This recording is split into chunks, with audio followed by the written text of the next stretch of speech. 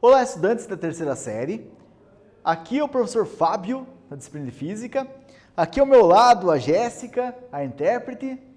E hoje nós temos uma aula sobre resistência elétrica, continuidade das leis de Ohm, tá? Então a gente vai falar hoje sobre a segunda lei de Ohm, menos que a primeira. A gente já falou da primeira na aula anterior, agora a gente vai falar sobre a segunda lei de Ohm, tá certo? Então, aprendemos que a resistência elétrica é a oposição de passagem de corrente elétrica, uma dificuldade para a passagem de corrente elétrica. O material que apresenta maior resistência elétrica exige mais tensão elétrica para conduzir a mesma corrente elétrica, ok? Entendemos que o resistor elétrico é um condutor projetado para ter uma resistência elétrica. Então, esse resistor, esse condutor elétrico, ele transforma energia elétrica em energia térmica. No caso dos resistores elétricos, os eletrônicos não são, o foco não é que façam muito isso, que eles façam, na verdade, controle de sinais, tá? Para a comunicação das máquinas. A parte eletrônica é a parte de comunicação da máquina, a parte neural da máquina, né? A parte que eu chamo de inteligente da máquina, ok? E conhecemos a primeira lei de Ohm, que é uma lei muito importante para a engenharia, onde você tem que a resistência elétrica é constante, então você pode controlar os níveis de corrente e tensão, porque a tensão é proporcional à corrente e vice-versa, ok? Que é o URI. Já hoje a gente vai aprender a segunda lei de Ohm. Então a gente vai estudar agora a segunda lei de Ohm, que descreve o comportamento da resistência elétrica de um condutor. Então, agora a gente vai entender como é que se constrói um resistor, né? Até poderíamos ter uma aula para construir um resistor, tá? Que seria legal também. Então, olha só, uma analogia.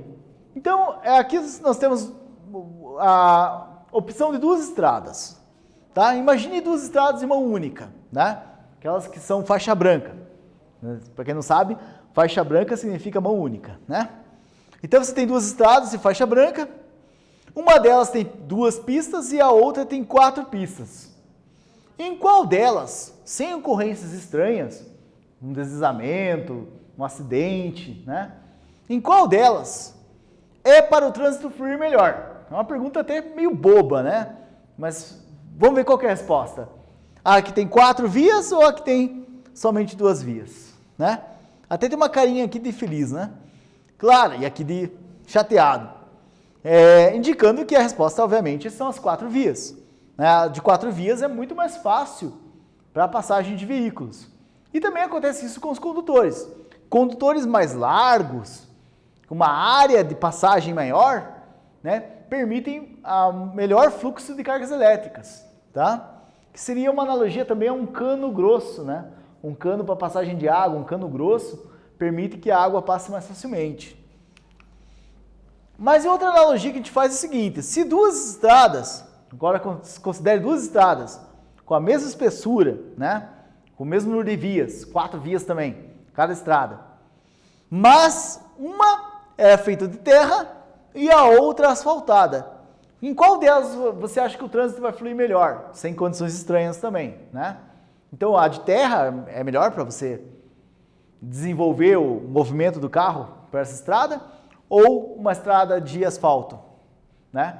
Então aqui você, obviamente, também tem uma resposta um pouco fácil de deduzir, que é a estrada asfaltada, né? Com estradas asfaltadas a gente consegue muito mais velocidade, né? Então o fluxo de trânsito é melhor na estrada, né, asfaltada, e é muito mais lento na estrada de terra, tá certo? Ora, isso num condutor, o que significa?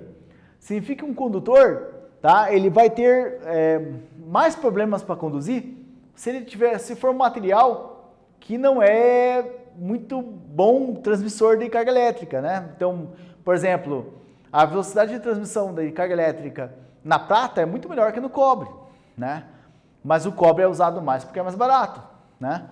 E outra coisa, o aquecimento também do material também influencia na condução elétrica. Quanto mais quente ele fica, mais bagunçada fica a estrada, mais difícil para a carga elétrica passar, né? Bom, a segunda lei de Ohm trata dos fatores que interferem no fluxo de cargas elétricas. Por isso que a gente fez uma analogia das estradas, né? E a gente quer comparar ali quais são as condições boas para uma estrada com as condições boas para um condutor elétrico, tá? Só que a gente não falou aqui do comprimento da estrada, né? Qual é a viagem melhor para fazer? Um lugar bem distante, um lugar bem curto, bem próximo, né? Obviamente, quanto mais próximo o lugar, mais fácil a viagem, né? Então, se eu tiver a mesma estrada, com as mesmas vias, mas um lugar mais próximo, a viagem é mais fácil, um lugar mais curto. Eu preciso gastar menos gasolina para ir no lugar mais próximo. Mesma coisa acontece na condução elétrica. Quanto menor o condutor, melhor para conduzir a eletricidade, ok? A informação de uma boa estrada para a corrente elétrica é uma baixa resistência elétrica. Então agora a gente vai falar em boa estrada, significa baixa resistência elétrica, que o material é bem condutor. Quanto mais condutor, menor a resistência elétrica. Então qual é as condições boas para ter um condutor com baixa resistência elétrica? Ele ter uma redução de seu comprimento, então o comprimento ser pequeno, como eu falei, a estrada mais curta, né? A viagem mais curta. Então, comprimento curto, né? O aumento da sua espessura, a área, né? O local para passagem da carga, tem bastante vias, né? Na estrada, né? A estrada que a gente estava falando antes. Então, quanto mais espessura o condutor tiver, melhor para passar a corrente elétrica.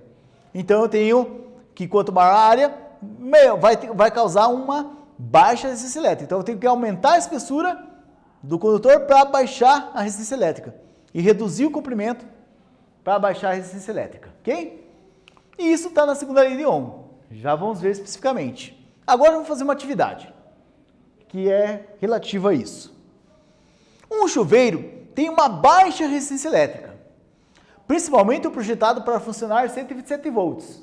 Para quem tem acompanhado, eu falei, um chuveiro tem alta potência elétrica, então tem que ter uma baixa resistência elétrica. E o pior, quando a tensão é baixa, como é o caso 127 volts, perto dos 220, a corrente elétrica tem que ser muito maior, porque tem que levar mais energia, e quanto maior a energia que eu vou levar para o chuveiro, mais corrente elétrica eu preciso. Por que o chuveiro precisa de mais energia? No caso 127 volts. Porque a taxa de transferência de energia por carga elétrica, por caminhãozinho de carga elétrica, é menor. 220 volts libera o dobro de energia para cada caminhãozinho de um coulomb de carga elétrica. Enquanto 110 volts só libera a metade. Tá? Então eu preciso de mais caminhãozinhos, mais corrente elétrica para levar a mesma energia para o chuveiro. Por isso o chuveiro 127 volts precisa de um condutor mais condutor ainda que o do chuveiro 220. Tá? Então a resistência elétrica tem que ser bem baixa. Tá? Por isso há uma tendência de aquecer a fiação elétrica, porque como o chuveiro tem baixa resistência elétrica, a fiação elétrica tem quase o mesmo valor de resistência que o chuveiro. Isso vai fazer com que a fiação elétrica aqueça também, né? Para isso não ocorrer, é necessário que a fiação elétrica tenha resistência elétrica muito menor que a do chuveiro. Porque se os fios de ligação do chuveiro tiverem a mesma resistência que o chuveiro, ou resistência elétrica maior, que é pior ainda, toda a energia que deveria ir para o chuveiro vai para a fiação elétrica.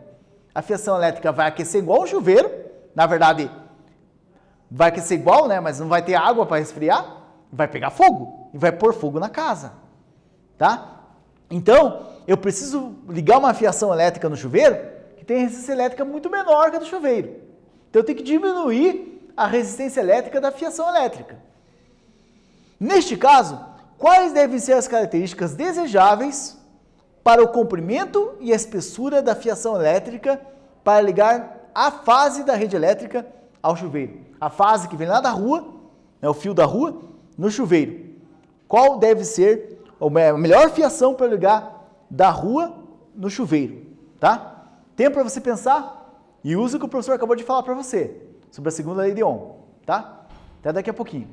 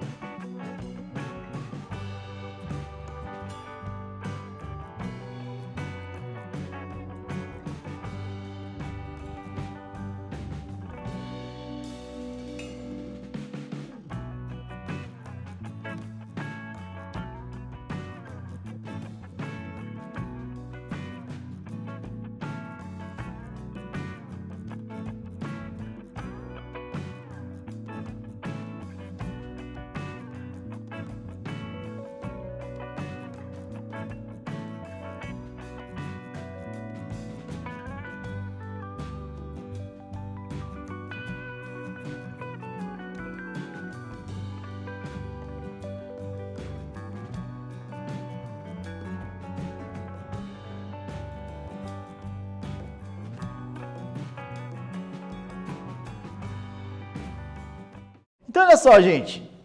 Se você quer que a resistência elétrica fique baixa, quais são as condições? Redução do comprimento e aumento da área de espessura do fio, certo? Portanto, o condutor tem que ter baixo comprimento e diminuir a espessura. Por causa disso, é que se tem a seguinte regra para os eletricistas. Chuveiro tem que ter uma fase direta da rua no chuveiro. Direto da rua no chuveiro. Né? Além, eu não vou falar do disjuntor aqui, vou falar só da fiação. Tem que ligar direto a fiação no chuveiro, direto da rua no chuveiro. O comprimento mais curto possível, tá? E a área de espessura do fio tem que ser a mais grossa possível, né? A bitola do fio. Então tem que reduzir o comprimento de ligação da fiação elétrica no chuveiro e aumentar o máximo possível a espessura do fio, a bitola do fio do chuveiro. Essa é a resposta correta para ligar um chuveiro elétrico, tá? E você não ter risco de pôr fogo na sua casa. Se o chuveiro é de 127 volts, o recomendado é um fio de 10 milímetros, tá? 10 milímetros quadrados de área. É o famoso fio 10 milímetros, ou fio 6 milímetros, mas o ideal é usar o 10, tá? Que aí você garante mesmo que não vai aquecer muito o fio, tá?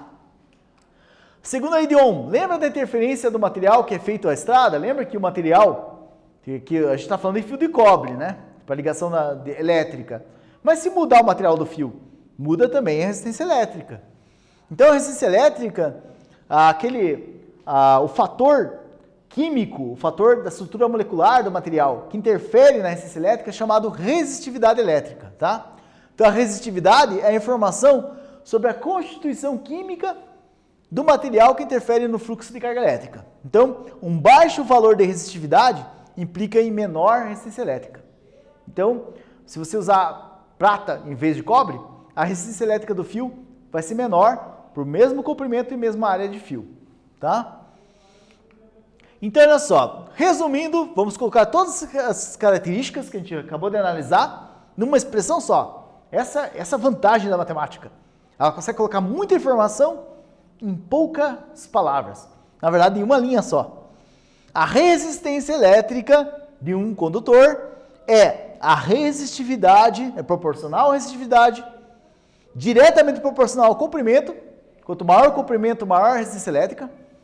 E inversamente proporcional à área. Quanto maior a área, menor a resistência elétrica. Né? Aumenta a área, diminui a resistência elétrica. Ok? ρL sobre A. Então a resistência é dada em ohm, o comprimento é dado em metro, a área é dada em metros quadrados, né, no padrão internacional, e a resistividade é o ohm vezes metro. Mas você tem que olhar a resistividade que o exercício te deu, porque pode usar uma outra unidade além dessa aqui, tá, gente? Toma cuidado. Mas essa é internacional, esse é o padrão internacional. Então, lembrando, se você tem dois condutores, tá? Você dobrou a área, mas manteve o mesmo comprimento, você reduz a resistência. A resistência elétrica aqui cai pela metade.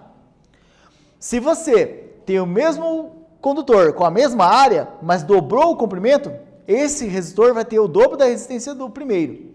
Então, aumentou o comprimento, você aumenta a resistência elétrica, ok? E a resistividade elétrica, eu tenho aqui o exemplo de alguns materiais. A prata, que eu disse para vocês que tem uma resistividade menor que a do cobre, então ela conduz melhor do que o cobre. O ouro tem uma resistividade maior que a do cobre, mas ele é muito usado em microprocessadores por outro motivo. É que quando você usa corrente alternada, o ouro é melhor do que o cobre, responde mais fácil, tem uma resistitividade menor daí, quando a gente fala em corrente alternada, tá? Por isso se usa ouro, e também não oxida tão fácil, tá? O alumínio tem também uma resistividade boa, e aí começa a cair bastante com o chumbo, com o vidro. O vidro não é muito bom condutor, vocês podem ver. Tá? Borracha, então, 10 elevado a 13. A resistividade é muito alta. Vamos então à atividade. Um cabo feito de liga de cobre possui área de seção transversal, a bitola, né, a espessura, de 10 milímetros quadrados. A resistividade da liga de cobre é de 2 vezes 10 elevado a menos 2 ohm milímetro quadrado por metro. Olha aqui, ó, não está usando ohm vezes metro, tá? Então, você vai ter que usar o que está aqui. Determine a resistência elétrica para 5 metros de comprimento desse fio. Tempo para você fazer, já volto para explicar.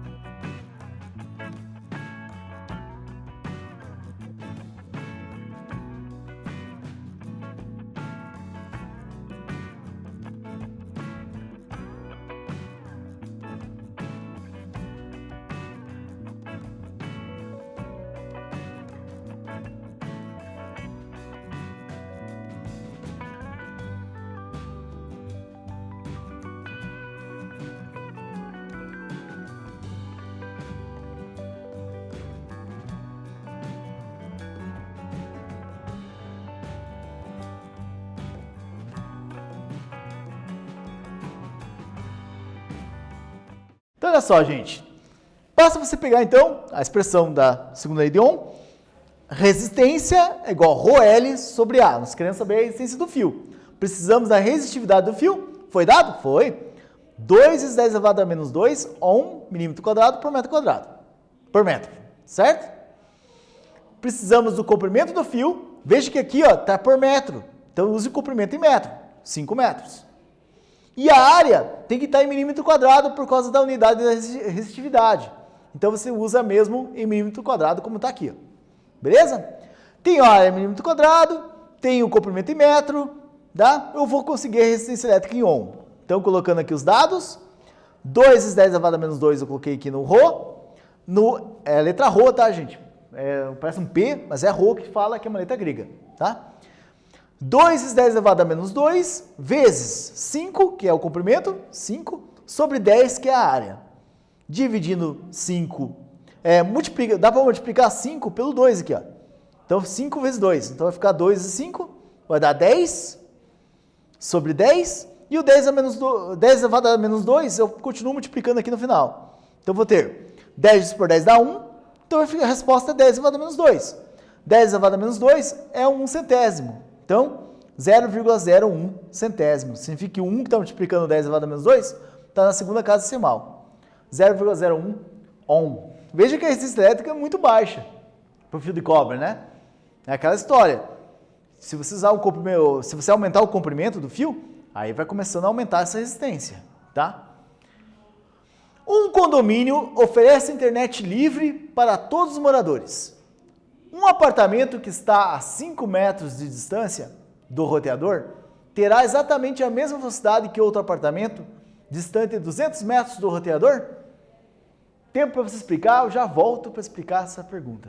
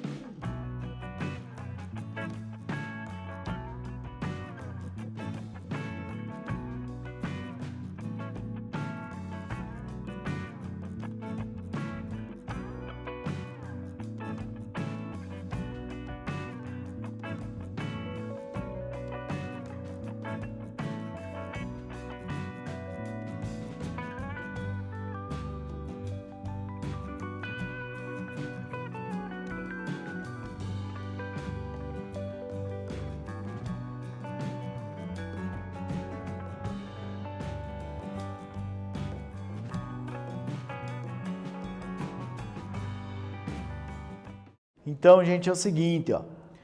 Os cabos aí, o CAT6, o CAT5, que são usados em cabo de rede, né, para transmissão de dados, eles são cabos com condutores, vários pares de fios ali que são condutores, fios de cobre, tá, conduzem dados. Agora acontece o seguinte, que eu andei pesquisando, eles funcionam muito bem até 300 metros, tá? Acima de 330 metros, o CAT6, que é a última versão, já começa a não funcionar bem, tá? Mas por que isso ocorre? Quando você aumenta o comprimento, você aumenta a resistência elétrica do fio, verdade? Mas a resistência elétrica do fio não vai interferir muito na velocidade dos dados.